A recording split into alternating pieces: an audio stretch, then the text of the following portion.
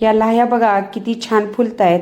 नागपंचमी आणि गोपाळकाल्याला नैवेद्य आणि प्रसाद म्हणून या ज्वारीच्या लाह्या बनवल्या जातात। आणि हे बघा इथं या लाह्या एकदम पांढऱ्या शुभ्र अशा मोत्यासारख्या फुलल्यात।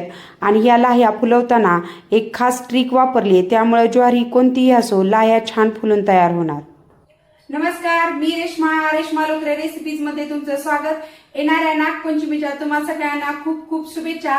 तर आजची रेसिपी कळालीच, आपण बनवतोय मोत्यासारख्या पांढऱ्या शुभ्र अशा फुलणाऱ्या ज्वारीच्या लाह्या कशा तयार करायच्या ते। आणि यासाठी आपण एक खास ट्रिक बघणार आहोत, त्यामुळे व्हिडिओ शेवटपर्यंत नक्की बघा। चला वेळ न घालवता रेसिपीला सुरुवात करूया। इथे मी 2 वाटी ज्वारी स्वच्छ निवडून घेतलेली आहे। आणि ही आपल्या रोजच्या जेवणामध्ये भाकरीसाठी जी ज्वारी वापरतो ती ही ज्वारी आहे। इकडे मी गॅस चालू करून एका पातेल्यामध्ये 3 ते 4 वाटी पाणी उकळण्यास ठेवलेलं आहे।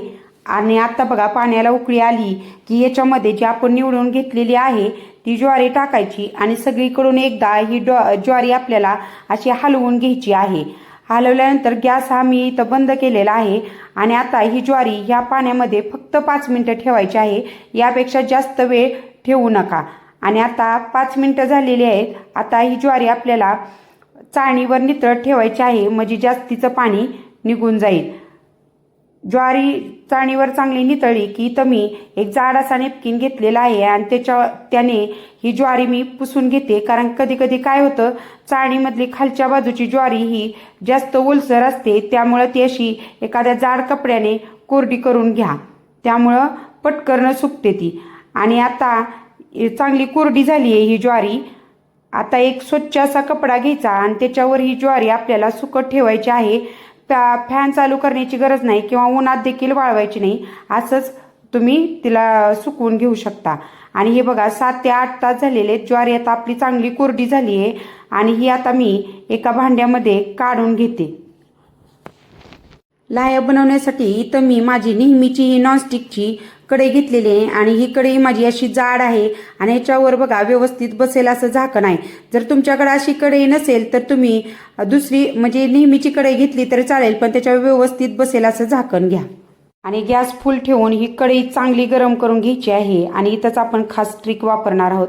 इथं बघा मी 2 चमचे म्हणजे छोट्या वाटीने ज्वारी घेतलेली आहे आणि या ज्वारीवर 1 चमचा तेल घालायचं आणि ही ज्वारी चांगली अशी हलवून घ्यायची आहे, म्हणजे या तेलामुळे ज्वारीला सगळीकडे सारखी उष्णता मिळते। हे बघा लगेचच लाह्या तयार व्हायला लागल्या की झाकण ठेवायचं आणि हे बघा किती छान लाह्या फुलतायत। आता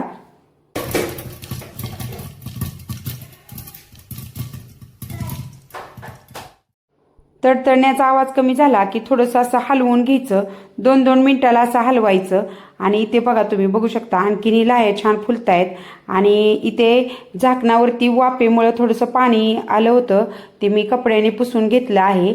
आणि हे बघा तुम्ही आणखीन बघू शकता, ह्या आणखीन पण लाह्या अशा फुलतायत। थोड्या वेळाने असं हलवून घ्यायचं, म्हणजे राहिलेल्या देखील ज्वारीच्या लाह्या ह्या छान फुलतात। आणि इथे बघा आता आपल्या छान अशा पांढऱ्या शुभ्र अशा ह्या लाह्या तयार झालेल्या आहेत, तुम्ही बघू शकता। हे बघा किती छान अशा लाह्या तयार झाल्यात आणि आणखीनही काही लाह्या फुलतायत। आता मी गॅस एकदम कमी केलेला आहे आणि इथे बघा मी तुम्हाला हातात घेऊन दाखवते, थोड्याशा ह्या गरम आहेत। हे बघा अगदी जवळून दाखवते, किती छान अशा ह्या लाह्या तयार झालेल्या आहेत।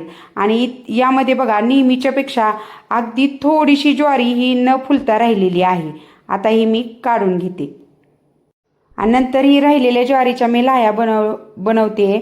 आणि बघा जशी जशी कढई गरम होत जाईल तसं तसं नंतर आणखीनच लाह्या छान फुलतात। हे बघा आता दुसऱ्या वेळेस जास्त कढई चांगली गरम झाल्यामुळे हे बघा किती पटपट अशा या लाह्या फुलून तयार होतात। पहिल्या वेळेसपेक्षा सुद्धा दुसऱ्या वेळेस एकदम छान अशा या लाह्या फुलून तयार झालेल्या आहेत।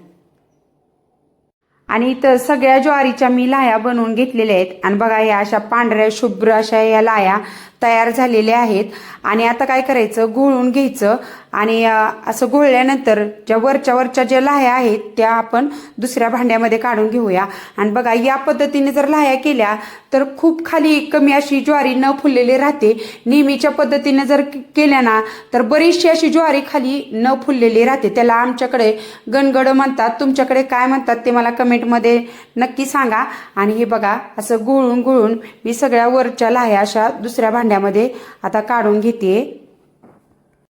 आणि ते बघा सगळ्या मोठ्या लाह्या मी गुळून अशा काढून घेतलेत आणि यात आणखीन सुद्धा असं बारीक छोट्या छोट्या फुललेल्या बऱ्याच लाह्या आहेत. म्हणजे यावरून तुमच्या लक्षात येत असेल की खूप कमी ज्वारी ही न फुलता राहिलेली आहे आणि ती भाजलेली ज्वारी तुम्ही थालीपीठाच्या भाजणीत वगैरे वापरू शकता. आणि इथं बघा 2 वाटी ज्वारीपासून असं बऱ्याच प्रमाणात अशा ह्या ज्वारीच्या लाह्या तयार झालेत. हे बघा किती पांढऱ्या शुभ्र अशा ह्या लाह्या तयार झालेत.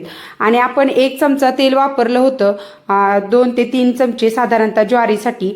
तर बघा हे अजिबात मी तुम्हाला जवळून दाखवते, अजिबात हे तेलकट वगैरे झालेले नाहीत आणि असा हा आपला नागदेवतेचा ज्वारीच्या लाह्यांचा प्रसाद तयार झालेले आहेत. गोपाळकाल्याला देखील ह्या लाह्या केल्या जातात प्रसाद म्हणून. आणि तयार झाल्यानंतर बघा ह्या अशा हवेला ठेवायच्या नाहीत, नाहीतर काय होतं त्या अशा मऊ पडतात. त्यामुळं एखाद्या प्लास्टिकच्या पिशवीत किंवा हवाबंद डब्यामध्ये ह्या ठेवा, म्हणजे छान राहतात. तर कशी वाटली ही आज लाह्या फुलवण्यासाठी वापरलेली ट्रिक ते मला कमेंटमध्ये नक्की सांगा.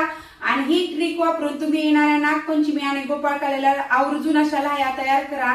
आणि रेसिपी आवडल्यास रेसिपीला लाईक अँड शेअर करा. आणि अशाच पारंपरिक रेसिपीसाठी आपल्या चॅनलला सबस्क्राईब करायला विसरू नका. चला पुन्हा भेटूया नवीन एका रेसिपी सोबत. धन्यवाद.